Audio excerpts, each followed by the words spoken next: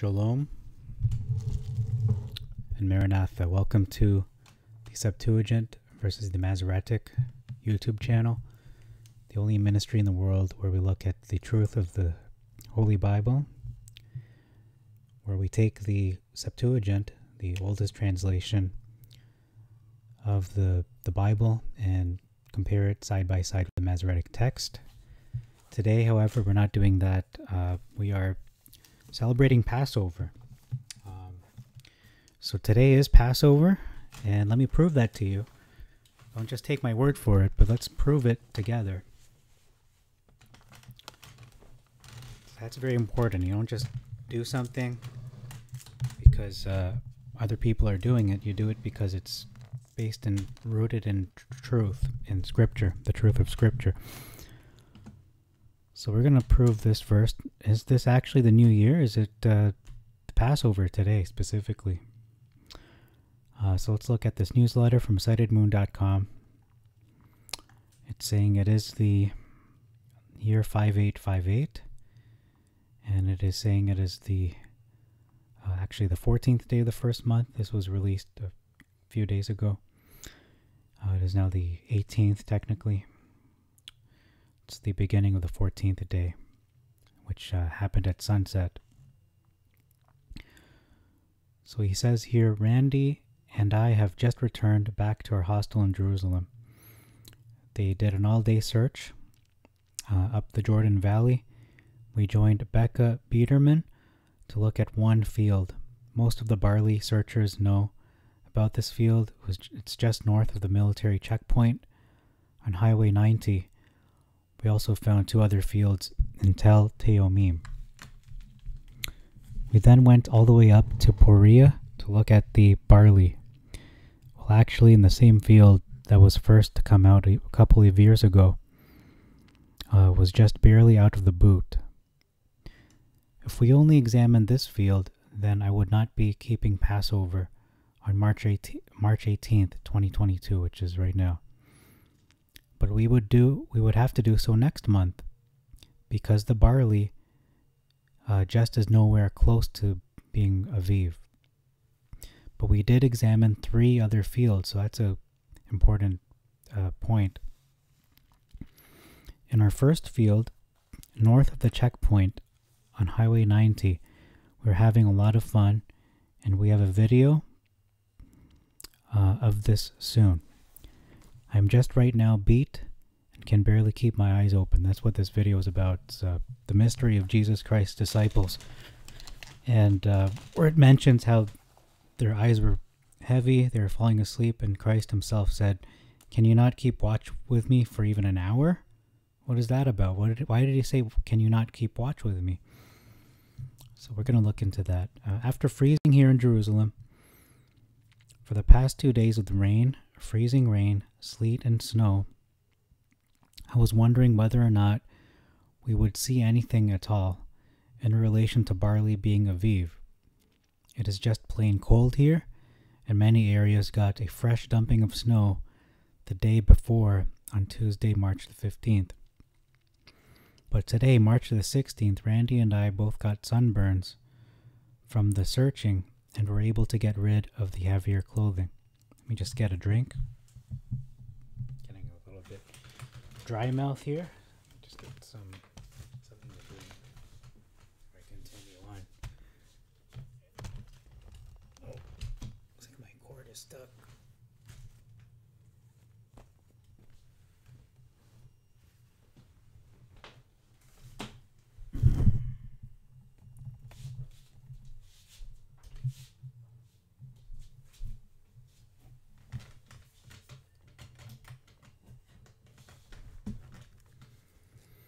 Okay, continuing on.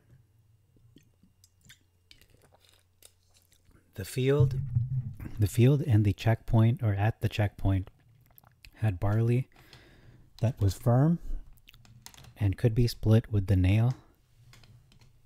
Oh.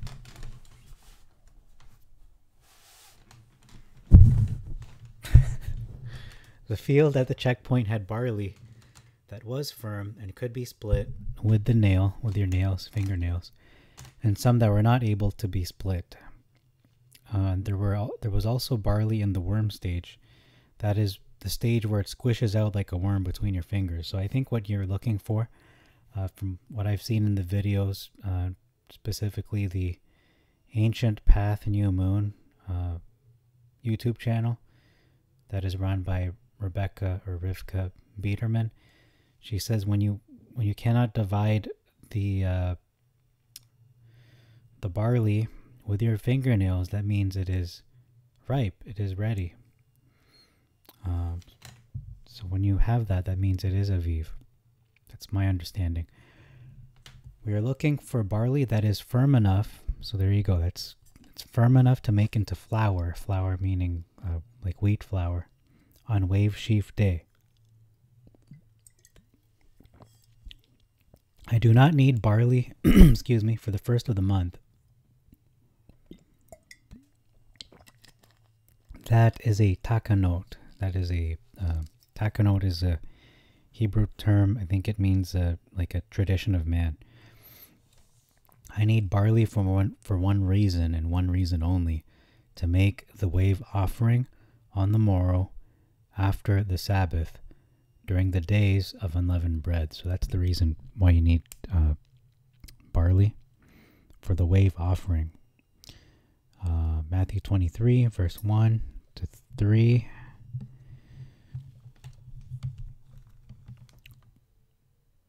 One to 4.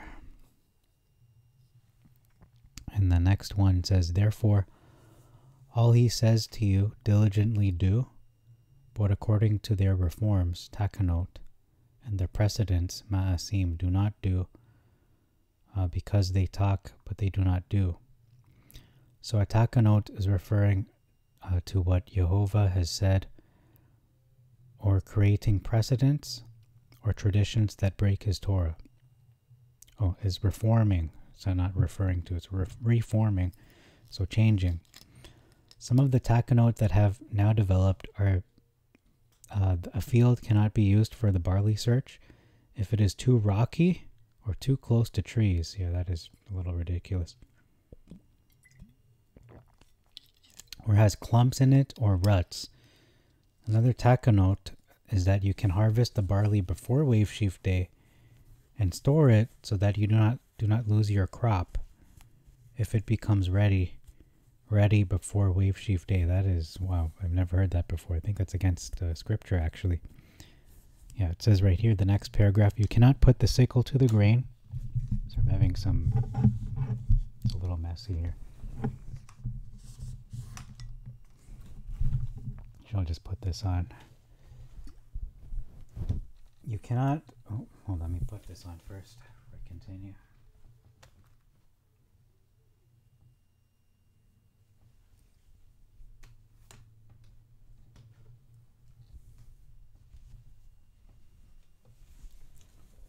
So you cannot put the sickle to the grain and store it, with the expectation that you can begin to count the omer 1, 2, or 3 weeks after cutting the barley. Deuteronomy 16:9 is clear on when you are to begin the count of the omer. You begin to count on the very same day you began to cut the omer. That is supposed to be done on wave sheaf day, wave sheaf day, and I have a disagreement with Sighted Moon on when that occurs. It's not really my disagreement. It is what the Septuagint says, not really my opinion. To declare you can cut the barley and store it before wave sheaf day is a takanot. What you are really doing is declaring you got it wrong and will not adjust your understanding. Completely agreed there. Let me be very clear here. I'm not attacking any of the people. I'm not attacking any of the people who do the searches.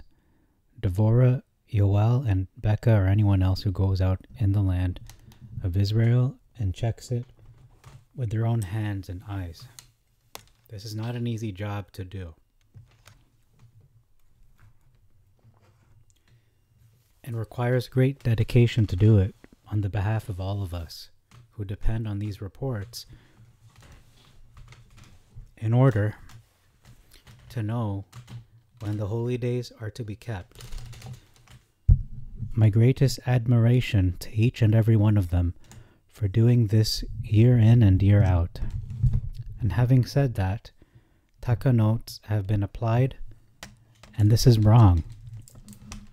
Any field that produces barley is grown by the blessing of Yah. I will concede that under hydro lines right beside roadways should not be used, but this too is a takanot. We took 2 sheaves of barley from this first field just north of the military checkpoint. I'll put my volume down a little, it's too loud. Before you say I stole it, understand that it is the sabbatical year according to the Yehudim, so it's the Shemitah. The land is supposed to be free for everyone to use. We do not agree with that and have proven it to begin next year in March 2023. But according to the laws of the land in Israel, it is now a sabbatical year. So,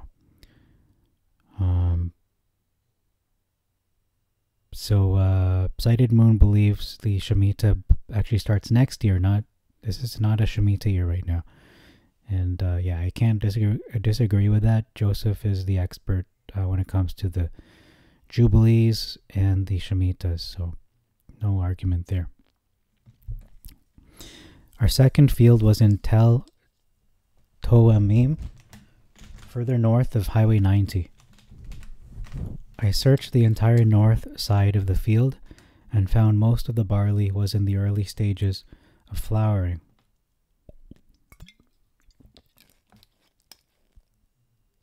It was not ready to be Aviv. Randy and Becca had worked their way to the far south, eastern middle section and waved me to come over. The barley there was flat on the ground due to the weight of the heads and the wind. Wow.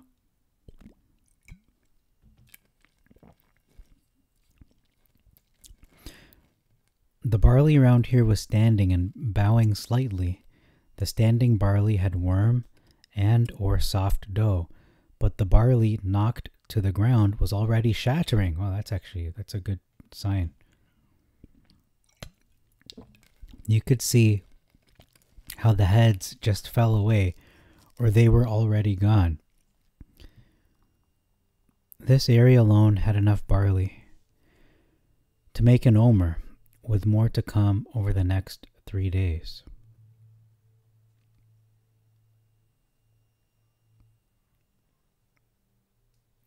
When we then went to another field in Tel Teomim, and the barley here was smaller and in the soft dough stage. Based on the field just north of the checkpoint on Highway 90, I would declare Wave Sheaf Day Sunday, March 20th, 2022, after roasting the seeds, but Randy, Becca, and myself all agree that the barley in the Tel Teomim field was now ready for Wave Sheaf Day.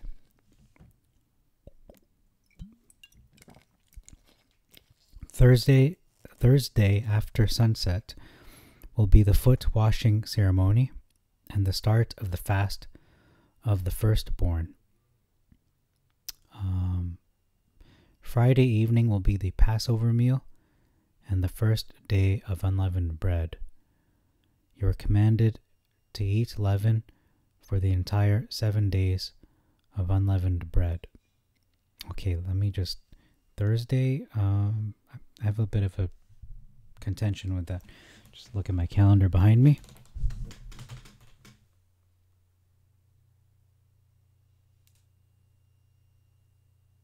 Okay, it is the 14th.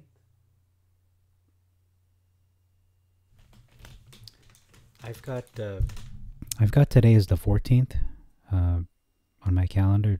I believe that Joseph has it as the 14th as well. Let me just finish reading this before I continue on. Thursday after sunset will be the foot washing ceremony.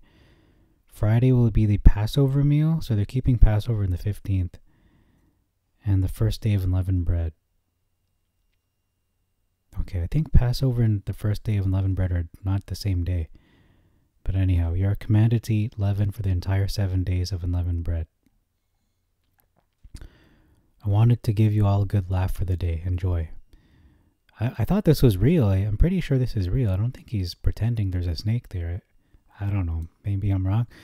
Okay, so that's the shortest newsletter of all time from Sighted Moon.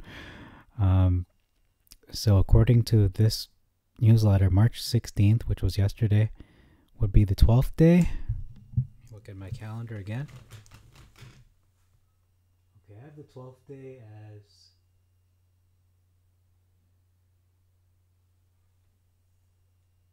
$15.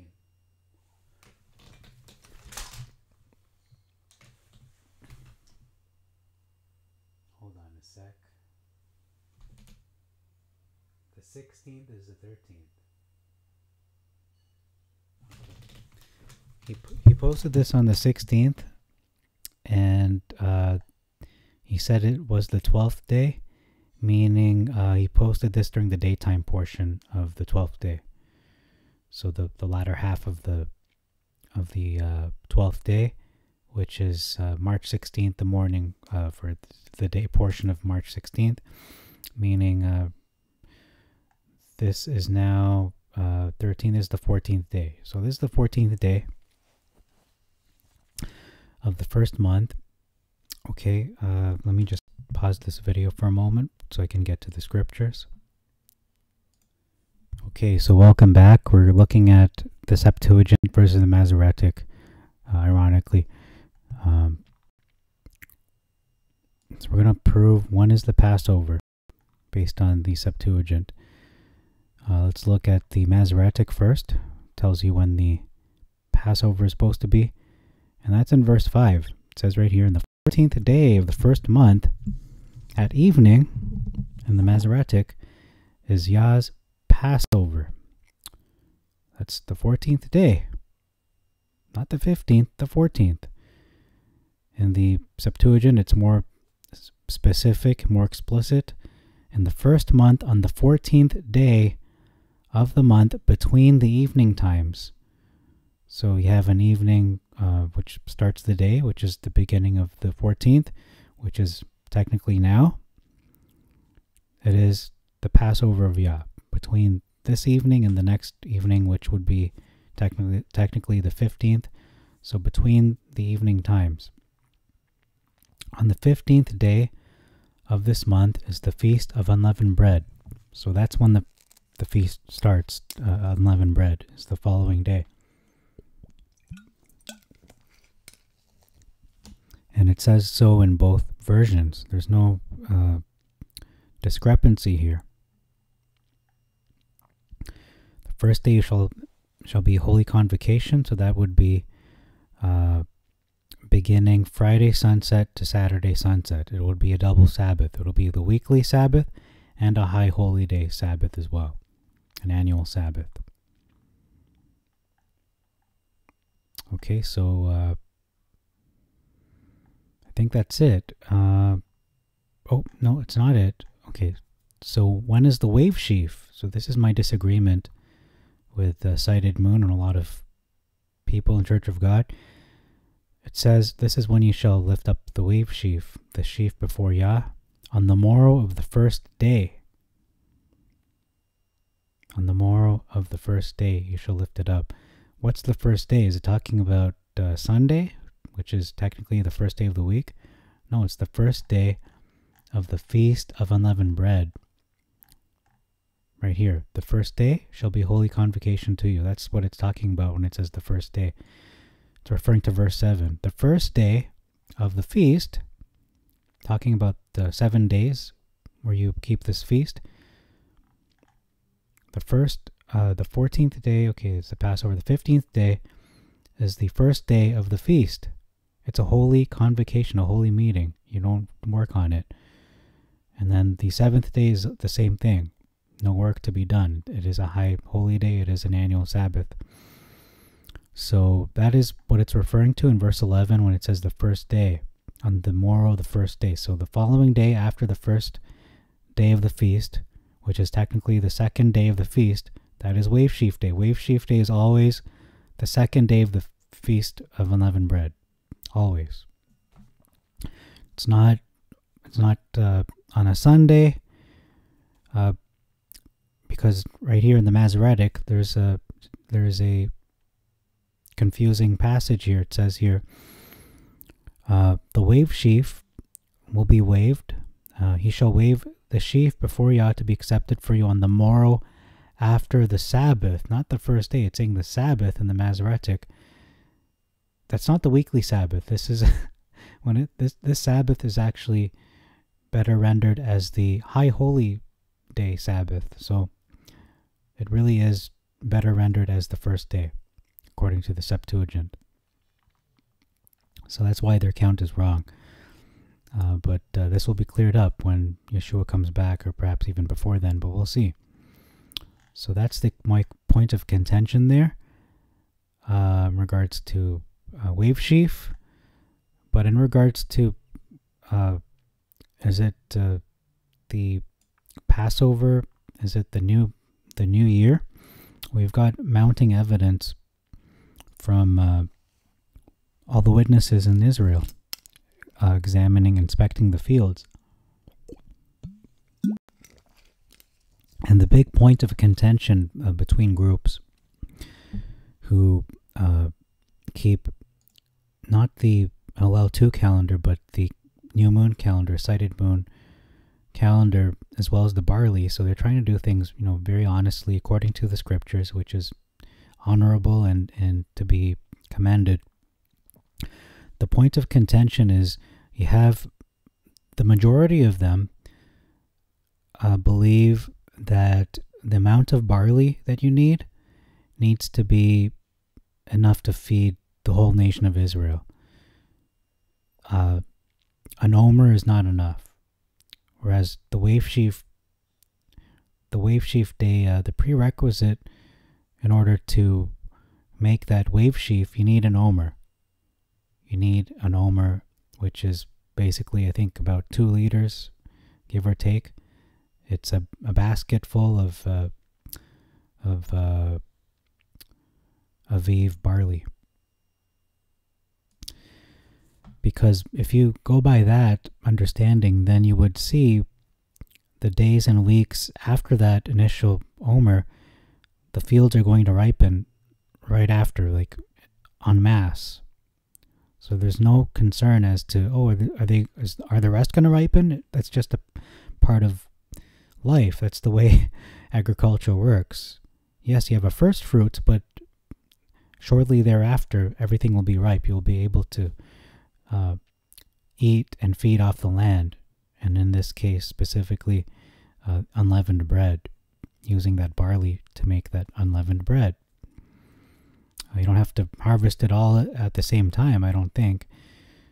And some symbolism was very striking to me as I was reading what Joseph had written in his newsletter, is that the heads will fall off, the heads of barley, but prophetically, or I guess you could say allegorically, when you look at the book of Revelation, where those who believe in Christ, who obeyed his commandments, who have the witness of Christ, they were beheaded. Their heads fall off. They didn't just fall off spontaneously, they were executed. But the first fruits, or the wave sheaf offering, represents Jesus Christ as that first fruits, the first of the first fruits. But those who are executed, are martyred because of Christ, including the prophets and those after them, the apostles and early Christians, they are the first fruits as well. So it's not only Yeshua HaMashiach being that wave sheaf, you could even say, and you could extend it to the rest of the early Christians, and even those who are going to be harvested, so to speak, before that great ingathering, which is what Tabernacles pictures. It's not only Israel, it's not only the believers now in Jesus Christ. including the Jews. It's including the whole world, which will be part of that great harvest. Everyone will be commanded to obey and follow Yah. So I think that's it for that portion. We're going to look now at Exodus to talk about the issue of Jesus' disciples, or Yeshua's disciples, staying up on this night. Why is that significant? And I believe it is a mystery for most. But it is a mystery that Yah has helped me to understand. And you can find this answer for you in Exodus 12. It's talking about what we're commanded to do tonight. It's not simply, it's not there by accident. Yah put it there for a reason. He wrote it there for a purpose. So this is in Exodus 12,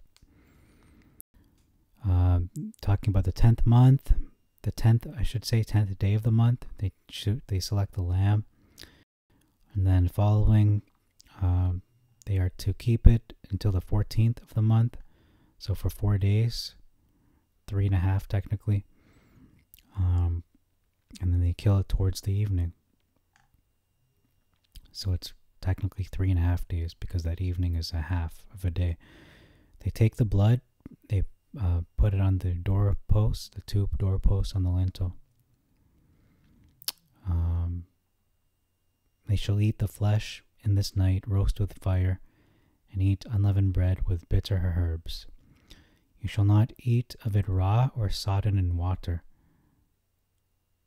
Okay, so sodden, I think that means boiled. If you boil it in water, don't eat it raw or sodden in water, but only roast with fire. So that's the only way you should be eating it, roasted with fire. So I had lamb tonight. I don't usually eat meat. I try to eat it once a year, or only during the feast days. But I grilled it on a skillet on a induction stove. So I don't know if that's the same thing, but roasting it, I guess, is like grilling it, technically. Nothing shall be left of it till the morning, so I ate all of it. Whatever is left, you shall burn with fire.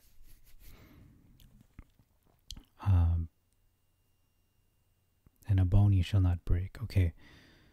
And you will eat it with your loins girded. Okay, check. Sandals. No, I forgot to wear my sandals or my footwear. And your staves. I forgot to have my stave, or whatever the equivalent would be of that. You shall eat it in haste. And I did that. I usually eat in haste, but that's something to remember as well. So he's going to go out through the land. Yah will go out in this night, kill every firstborn in the land of Mizraim. So that's what happened anciently, historically, on that 14th, which is today, right now. This day will be a memorial for you. You shall keep it as a feast throughout all your generations. You shall keep it a feast for perpetual ordinances, 7 days ye shall eat unleavened bread, and from the first day, again, that terminology being used, the first day, it's not Sunday, it's the first day of unleavened bread. You shall utterly remove leaven from your houses. Whoever shall eat leaven, that soul shall be. Okay, so it's pretty much, I guess today you should start removing leaven, although ideally you do that before. I know a lot of people do it before, but so I could even continue doing that throughout the feast, it seems. Okay, from the first day you shall utterly remove leaven. So it's a continual process that you have to keep doing. And you don't eat leaven. Whoever eats leaven, that soul shall be utterly destroyed from Israel. From the first until the 7th day, you should not be eating leaven, anything with the leaven in it, or yeast. The first day shall be called holy, set apart. The 7th day shall be a holy convocation to you. You shall do no servile work on them, only as many things as will be necessarily, as will be done by every soul. So talking about cooking is fine on these holy days. You shall keep this commandment, for on this day I will bring out your force out of the land of Mizraim. So that's not, we're focusing more on this portion of the chapter. Beginning the 14th day of the first month, so right now, you shall eat unleavened bread from evening till the 21st day of the month till evening. So yeah, you eat unleavened bread from the 14th to the 21st. So the next 7 days, 14, 15, 16, 17, 18, 19, 20, 21. So 8 days. Technically 8 days are eating it. Kind of like Tabernacles is also an 8-day festival. 7 days leaven shall not be found in your houses. So yeah, you actually should have de-leavened before now. But if you do find it, you should remove the leaven. Whosoever shall eat anything leavened, that soul shall be cut off from the congregation of Israel, both among the occupiers of the land and the original inhabitants. You shall eat nothing leavened, but in every habitation or domicile of yours you shall eat unleavened bread. And Moses called all the elders. Okay, so it's talking about what they did with the lamb. And Yah shall pass by. Okay, I'm going to keep going forward here. So they're asking the question, the children. So this is what happened historically. It came to pass at midnight, which is technically in an hour from now, an hour and 9 minutes. Just about an hour from now will be midnight, marking in history the time when Yah smote or killed all the firstborn in the land of Mizraim, from the firstborn of Pharaoh to even the firstborn of the captive maid in the dungeon, and the firstborn of all cattle, not just humans, all living life forms. And Pharaoh rose up by night, and his servants and all the Mizraimites. There was a great cry in all the land. So this is the night of the 14th. So this is after midnight. There was a great cry in all the land of Mizraim, for there was not a house in which there was not one dead. So everyone had casualties, because it's the firstborn, not just firstborn males, firstborn females as well. It's firstborn, period. That's what it seems to be to me. Because if you have only one kid or two kids and they're both daughters, who's going to die between them? Well, the firstborn, the one who was born first between the two. That's a little complicated when you get to the issue of twins. Okay, which one's firstborn? They're both firstborn. So that's a little, maybe it's double tragic, or maybe it's the one who came out first. Makes sense to me that way. If they were just born minutes apart, it's the one that was born first. Whether it's a year apart or seconds apart, the one that comes out first is firstborn. So I don't think both twins are dying at the same time. It's the one who comes out first. So Pharaoh finally broke and said, just go and get out of here, serve Yah as you said. And take with you your sheep and your oxen, but bless me also. He's saying, bless me also, I pray you. So the Mizraimites constrained the people, so that they cast them out of the land with haste, for they said, we all shall die. So they're thinking, okay, these guys, their Elohim killed our firstborn, so maybe we're next. I mean, it's death all around us.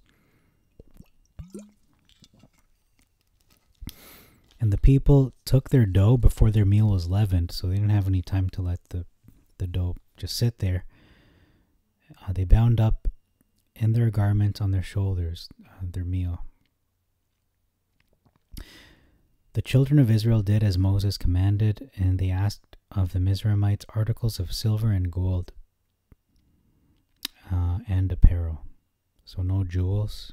It's just articles. It could be anything made of silver and gold and clothing.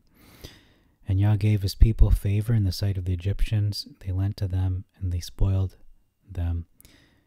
They departed from Ramses to Sukkoth. A great mixed company went up with them. They baked the dough. Okay, we're kind of getting to the point of what I'm wanting to cover for this video. It's verse 42. It is a watch to be kept, or I should say, it is a watch kept to Yah, so that he should bring them out of the land of Mizraim. So this is that watch. That very night, right now, is a watch kept to Yah, so that it should be to all the children of Israel to their generations. This is the law of the Passover. No stranger shall eat of it. So that is the focus of tonight's video. This presentation is verse 42. Let me just keep going and see if there's anything more in regards to this watch. Okay, there's nothing else. So that's all we have in terms of the Old Testament, a watch to be kept. In the Masoretic, a night to be much observed. What does that even mean? It means they just observe it. You just observe the Passover. But in terms of the verse 42, in the Septuagint, it means something completely different. It's not just, okay, just observe this day of Passover this evening. No. We can see Yeshua and his disciples actually kept this watch, literally kept a watch.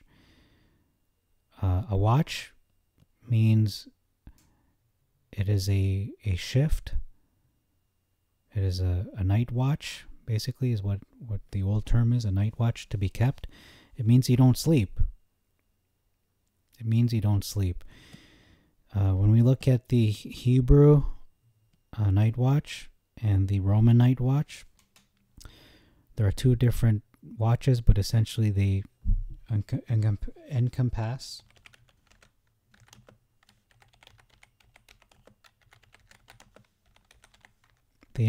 the same hours, which are 6 p.m. To 6 a.m. And they just divide it differently. So the Hebrew division, they have 3 watches of the night. I pretty much memorized it. I kind of reviewed it before doing this recording, which is something I don't usually do. So we have the watches of the night. Okay, so I'm going to try to do this by memory. Again, 6 p.m. to 6 a.m. And we're already in the second watch, according to the Roman rendition. So the Roman divisions of the watches of the night, you've got 4 divisions. The first division, again, starts at 6 p.m., ends at 9 p.m., the first watch. First watch, 6 to 9 p.m. Second watch, 9 to 12 p.m., or 12 a.m., which we're in right now. The kind of wrapping up the last hour of the second watch. Third watch, Roman understanding, again, is 12 a.m. to 3 a.m., and the final watch which is the toughest. I'm going to admit it, even as a long-time night shift worker. 3 a.m. to 6 a.m. is the toughest part of that night watch, and this is the Roman night watch. The Jewish or Hebrew division of the night watches, there are 3 divisions: 6 a.m. or 6 p.m. I should say to 10 p.m. and then 10 p.m. to 2 a.m. and then 2 a.m. to 6 a.m. And you can see that right on the screen there.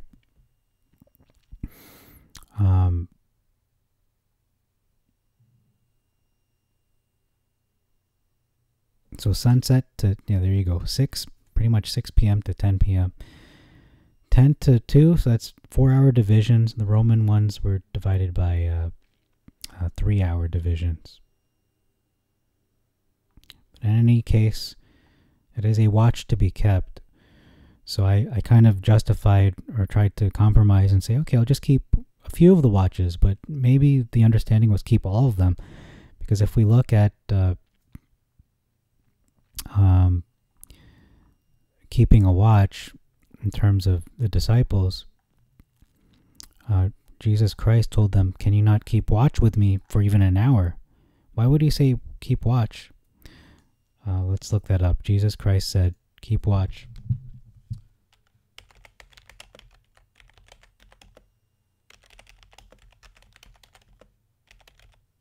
Even an hour. So we're going to look that up, and I'm going to read it to you from my other translations, if I could find them. Oh, they're right there.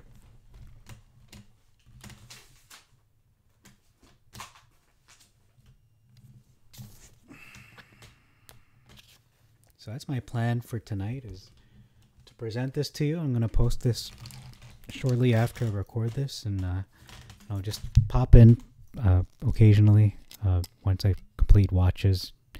So hopefully this watch will be the end of the video, will be the end of the second watch, or towards the middle of the second watch, according to the Hebrew understanding,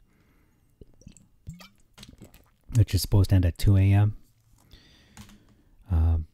So here it is, Matthew 26, verse 40. So what did he mean?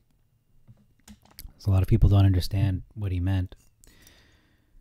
It's talking about the watch, a watch to be kept to Yah. It's not just something random. It's something intentional, which is hearkening back to what we looked at in Exodus. So a lot of people try to understand what Yeshua meant when it says, okay, watch. People say, oh, watch the news, watch the world. That's not what he meant. He meant watch because it's relating to that watch to be kept. So yeah, a lot of people don't understand that, and clearly in this article they don't understand that either, because they don't use the Septuagint translation. And I'm just grateful that opened my eyes and my mind to just using that and understanding it's what Yeshua and the disciples and the early church used as well. So I'm going to read that to you from the Westcott and Hort translation. So you can't see what I'm reading, but let me try to look for a Westcott and Hort.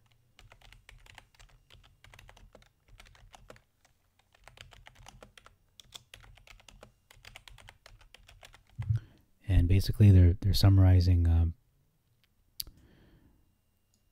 where's this here? The watch. Could you not keep watch with me for even an hour? So it's Matthew 26. I think that's the only instance where it's recorded, Matthew 26. I don't know if there are parallel verses regarding this event. Probably are. So Matthew 26 and Matthew 13, or Mark 13.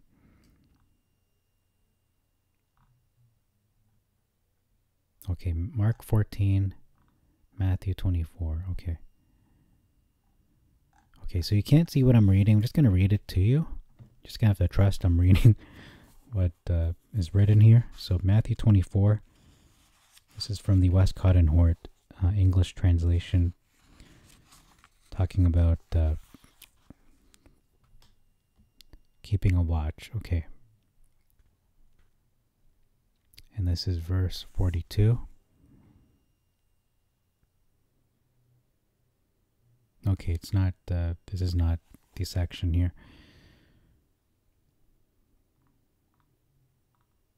Looks to be Mark 14 and Matthew 26. Okay, that's the correct reference. So Matthew 26, first of all, we're going to look at that and justify staying up all night. Because one thing that I remember in the Church of God is during Yom Kippur, aka the Day of Atonement, where we're commanded to fast, no water, no bread, nothing to eat, nothing by mouth for 24 hours. I've heard people giving messages and saying, oh, isn't it good that God commands us to not, to fast, but he doesn't command us to not sleep? Well, he kind of does, and that's something I found out only recently, since I started reading the Septuagint, and it's backed up by Matthew 26 and Mark 14. So Matthew 26, it says here,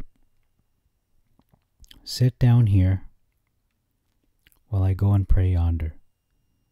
So these are the words of Yeshua on this night.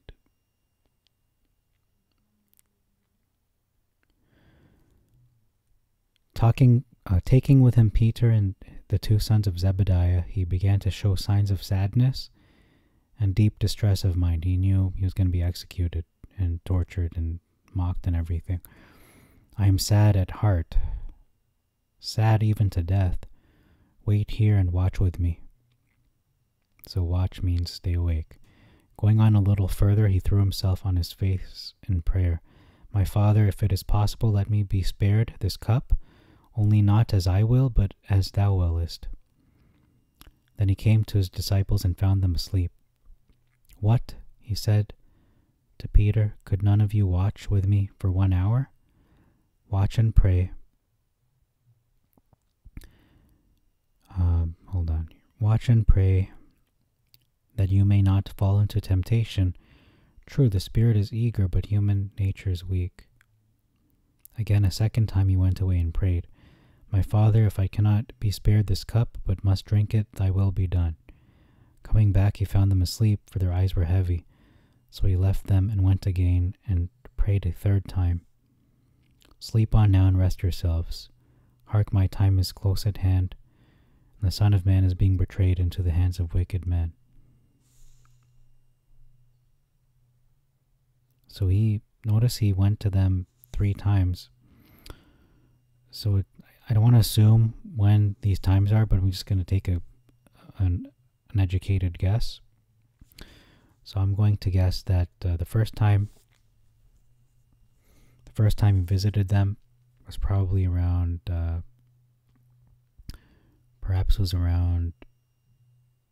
maybe it's the Roman division, perhaps. It makes sense. Because if it was the Roman divisions, he would be visiting them around midnight, that first time. And then the second time he would visit them around 3 a.m. And the last time would be 6 a.m. And that's where he said, okay, you can sleep now. Like the watch is complete, pretty much. But they were sleeping even before then, noticed.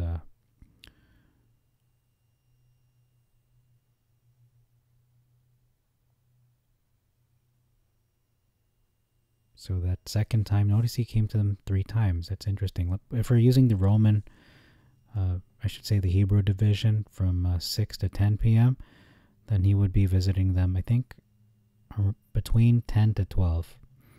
And then the second time would be, let's see, probably 4. It's hard to say, really, because it's 4 hours, right? So 4, 10, okay. 6 to 10 is the first division, then 10 to 2. So maybe it could be 2. I'm going to say midnight, between midnight to 2. And the second visit would be 2 to 4. And the last one would be 4 to 6. So it's hard to say, because when would someone be sleepy? I don't think they're going to be falling asleep 10 p.m., maybe around midnight makes more sense. Especially if they are following their master and his daily habits, and we know he woke up before the sunrise, which is technically around 5, 6 a.m. So if you're doing that on a daily basis, waking up at 5, 6 a.m., maybe even earlier than that, your bedtime would be 16 hours later, which is roughly, let's just say, 5 p.m. plus 4 would be 9 p.m. So your bedtime would be around 8 to 11 p.m. at the latest. So for them to be sleepy after the bedtime is understandable. So this is a watch to be kept. It is something you are intentionally doing to stay awake. Okay, so that's the Westcott and Hort version. I'm going to read from the source now and see how it's rendered for Matthew 26. See if I notice anything different there. So this is mostly a review of why we're doing this day, or why I'm doing this day. So Matthew 26 and verse 40.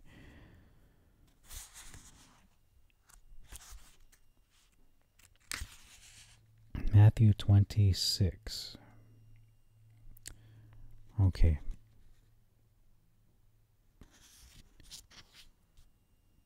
Sit down here while I go off and pray over there.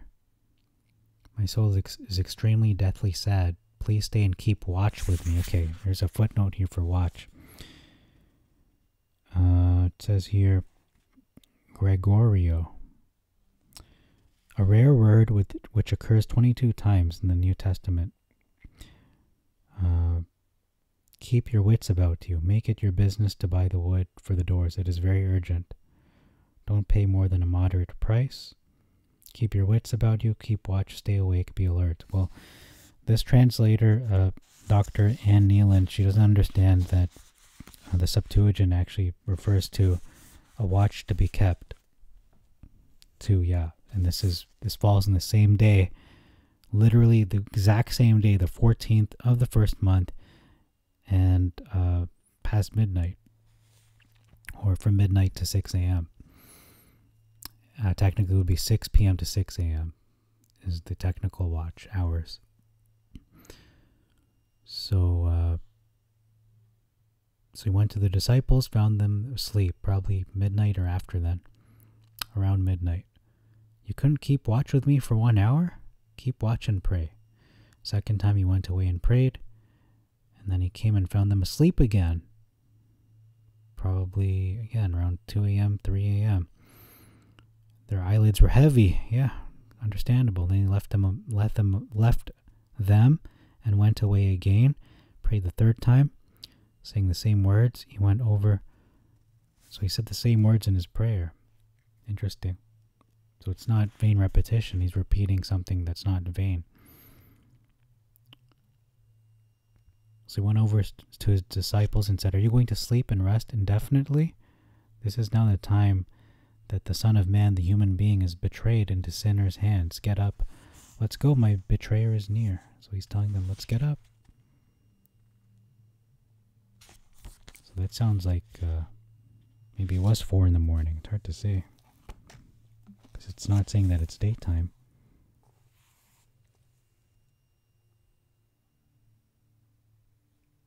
Sleep on now and rest yourselves. So he says sleep now in verse 45. But here it says,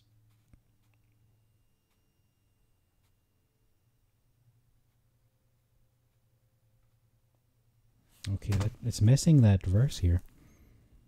It's saying sleep now and rest yourselves. My time is close at hand. Okay, so that is a contradiction. Sleep now and rest yourselves. And then he says, up, let us be going. So that doesn't make any sense. Yeah, the Westcott and Hort doesn't make sense, because it says, sleep and rest yourselves. And he says, up, let us be going. So which is it? Are we going to sleep or are we going to get up? So yeah, this makes more sense in the source translation. So the last reference is Mark 14 is the last place we're going to look to prove this, and then I'm going to end the video here and just check in every watch just to show I'm awake and just do things in between then. So Mark 14 and verse 37 gives us a little more detail.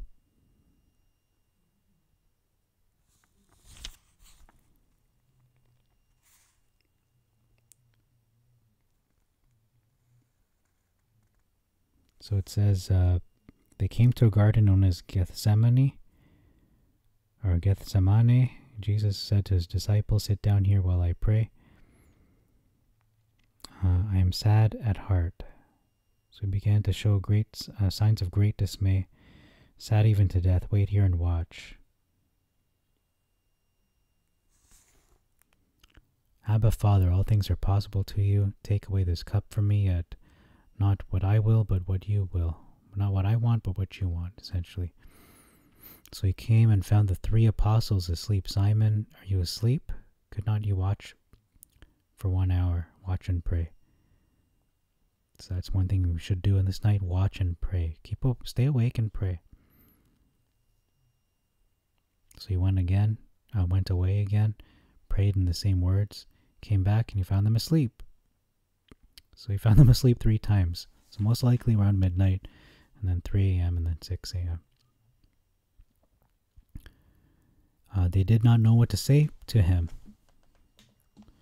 A third time he came and said to them, "Sleep on now, rest yourselves. Enough, my time has come. Hark, the Son of Man is being betrayed. Up and let us be going." So yeah, it's a little, saying the same thing here. It's a little confusing. So they took him, and it sounds like it was the morning now. Blaze of the fire. Okay, so no, it's not 6 a.m. It probably was still in the middle of the night. So it seems like the watch was not completed. It seems like that was around 4 a.m. because there's still fires being burned. And the fire being burned would indicate this is still nighttime.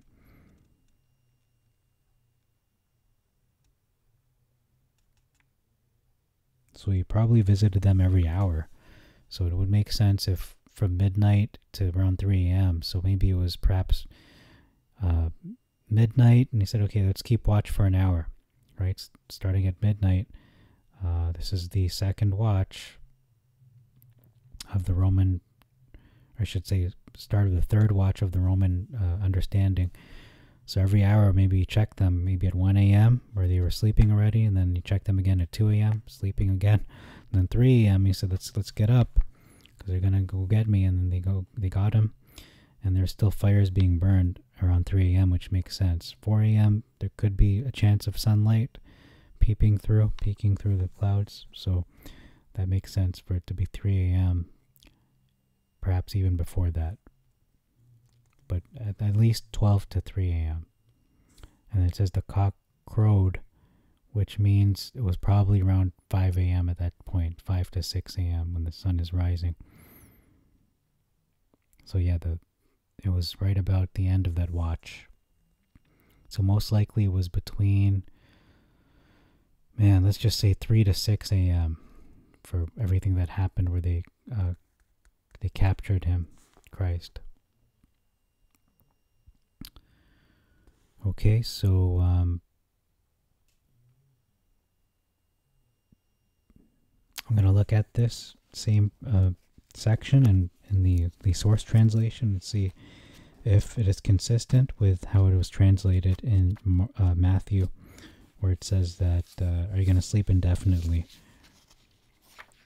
Rendering that sleep now instead of that it's saying sleep indefinitely. So here it says in the same section, stay here and keep watch. Are you asleep? Don't you have the strength to stay awake for 1 hour? I mean, it's easier to stay awake now because, yeah, we have devices, we have LED screens and all these technologies that prevent melatonin from being formed in our brains. All they had was prayer and the torch. So yeah, it's harder to stay awake for them. I completely understand. So he came and found them asleep. It wasn't even an hour. Actually, it says here, didn't you have the strength to stay awake for 1 hour? So perhaps he left them around midnight and he came back, maybe it was 30 minutes or 40 minutes later, but it was not an hour, and they were asleep before 1 a.m. perhaps. I'm just speculating here. And then he went again the second time, perhaps it was another hour, 2 a.m., and the 3 a.m., the third time. It says he came back the third time and said to them, do you intend to sleep on and on indefinitely and have a rest? Paid in full. What does that mean? A well-known formula of receipt. It is enough. So it means it is enough. So it's an idiom used back then. Paid in full means it's enough. It's enough. The time has come. The human being is being betrayed into the hands of sinners. Get up, let's go, my betrayer is here. So that's when Judas showed up, and they had a crowd with torches and everything, knives and clubs. Some people say it could be as large as 100 to 300 people with Judas. An army accompanied him. So it was definitely before 6 a.m., before the sun rose, because the cock crowed twice, and that usually is around 5-6 a.m., meaning this capture of Christ probably took place between 3 to 4, or 3 to 5 even. But 12 to 6 is a pretty good range for time. So midnight to 6 a.m. these things happened, or they captured him, pretty much condemned him to death, and started to torture him, and then would eventually crucify him during the day portion of the 14th.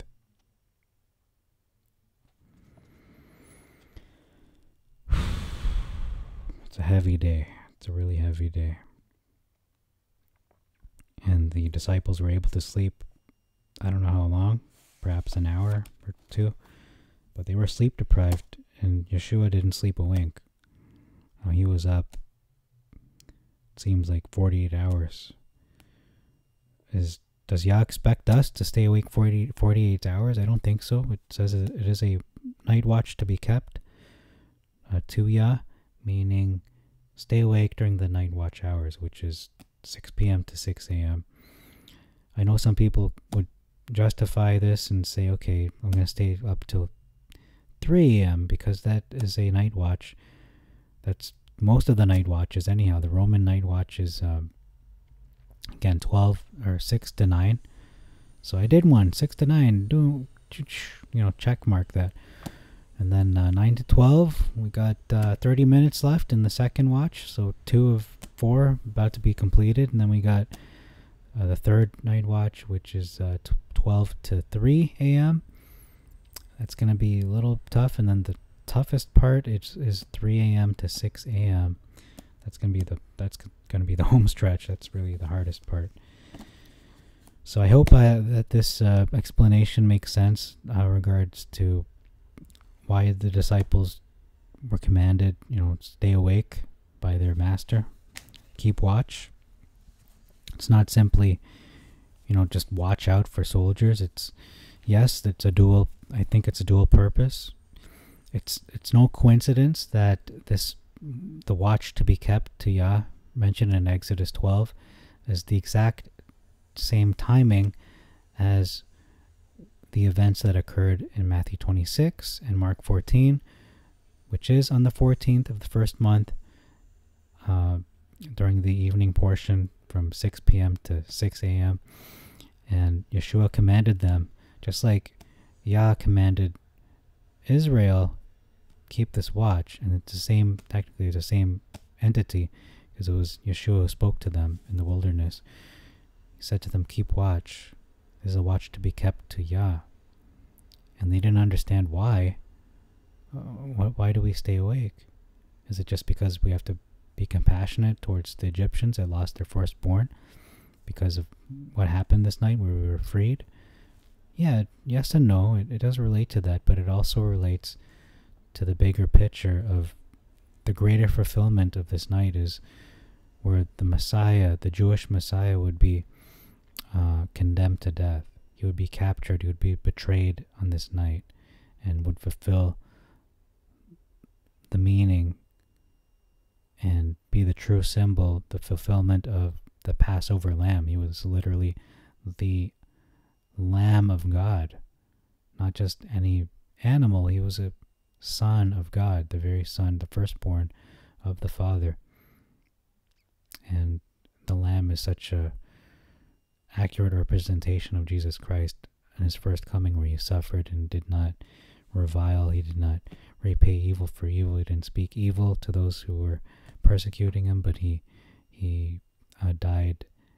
He was obedient to death in order to wash away our sins, to do away with our sins. He paid the penalty for death that all mankind deserves.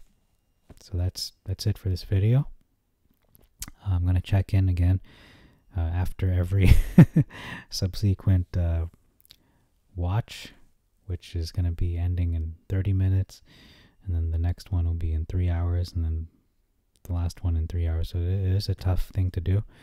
I do understand if you have older people and they just can't stay up that late, and they want to kind of sleep before then. I don't think it's a sin if you fall asleep anytime, but if you can, do your best to do it, because it does show, I think, your just how serious you are. I think it is a test. It is a testing hour, but it's an example that Yeshua showed, where he stayed awake.